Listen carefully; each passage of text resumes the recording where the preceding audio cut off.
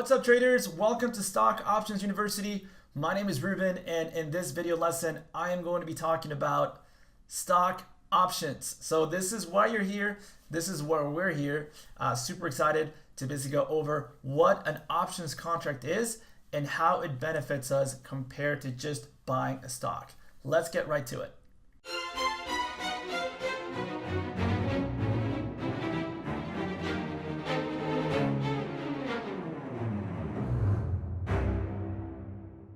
Alright guys, so an options contract, or the purchase of an option, basically stands for the right but not the obligation to buy 100 shares of a company at any given time before that so-called contract expires. Now I know that's a lot to take in all at once, but I'm going to give you guys a very clear example of how this works. So let's put this in plain terms. Let's say that you're a real estate investor and you basically buy apartment complexes. You find an apartment complex that is currently selling for $500,000 and it's now January. Around the block is an empty lot right here where they're either going to build a dog park or a low-income housing development. Now, the result of them building either the dog park or the low-income housing is going to directly affect the value of this apartment complex, let's say down the road in March. Okay, so you want to wait and see what happens, but you still want to be able to hold this apartment complex under your name, right, and be able to buy it if you want to once March comes. So you don't want to be out of $500,000 to buy it because of the risk involved with it going up or down. So what you're going to do is you're going to basically talk to the owner here and you're going to say, hey, I am going to pay you $5,000 if you can hold this apartment complex to me and promise to sell it to me in March for $500,000, which means that you're going to end up paying $505,000 total if you decide to buy the apartment complex in March. Now, let's just say that you had enough information to know that the dog park was going to be built. Once that dog park is built come March, this apartment complex right now in March is now going to be worth $600,000. So that means that the day that you take ownership of the apartment complex, you are going to have paid $505,000, but the apartment complex, it's immediately going to be worth $600,000, which means that you invested $5,000 to make a $95,000 profit. Isn't that incredible?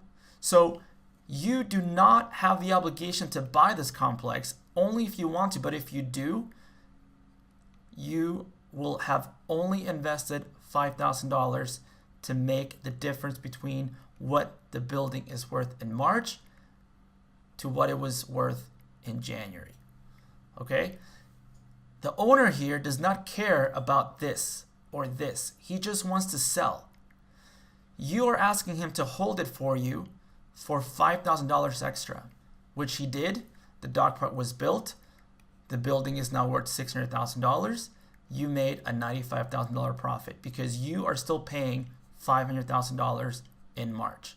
That is basically the basics of how the options market works. Let's now explore the mechanics of an options contract. So the information that is basically supplied to us once we buy an options contract is going to have three key points of information.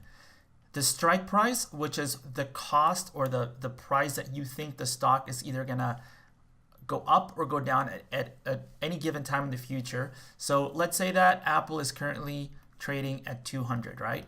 And you think that Apple stock is going to go up to $205 in 1 month. So you're going to select an option contract with a strike price of $205 because you think the stock is going to go up at least $5 in 1 month. Again, the expiration date of that contract would then be 1 month in the future. And then depending on your selection of strike price and expiration date, that's going to determine the cost of that premium that we're talking about. Those $5,000 for that apartment, there's going to be a cost of the premium for the contract. Now, the premium costs in contracts are basically given out per share. Okay, so the cost of this specific contract is $2.40 per share. But since a contract has 100 shares, you're actually going to be paying $240 for one of these contracts. Okay, now anytime, so let's say you now buy the contract at when Apple stock is at $200, and let's say as the days go by, the Apple stock starts going up in price. So it goes up to 201, 202, 202.50, and so on. Well, as that happens, the value of that $2.40 of that contract is going to now go up. So it's literally going to go up in value to like 250, 260, etc., etc., etc. So what's so cool about options contracts is that you can sell the contract back at any time before this expiration date. You do not have to hold it all the way till the end, and you do not have to buy the 100 shares.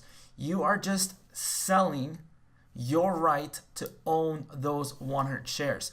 Because as the stock goes up in value, other people at that day, at that point, are also going to want to buy a contract with a strike price of 205 because it is now closer, right, to that original price that it was when you bought it. Which means that you're always going to find, in this case of Apple, people that are going to want to buy your contracts that you bought in the past. So you can make money off an options contract without even exercising the option of buying the 100 shares. So if we go back here, right, if the stock is now at 200, you selected a strike price of 205. The stock in 1 month hits 210, and your original cost was 240. You only need the stock to reach $207.40 for it to break even, or in this case, for it to be in the money. So as long as Apple does not go below $200 and it gets close to that strike price, you are going to make money. Your contract is going to be worth money, which you can then sell and profit. Okay, so I hope that basically covers everything about the basics of an options contract, the basics of how options work. If you guys have any questions, feel free to message us under Ask the Pros inside the chat room, and I will see you in the next lesson.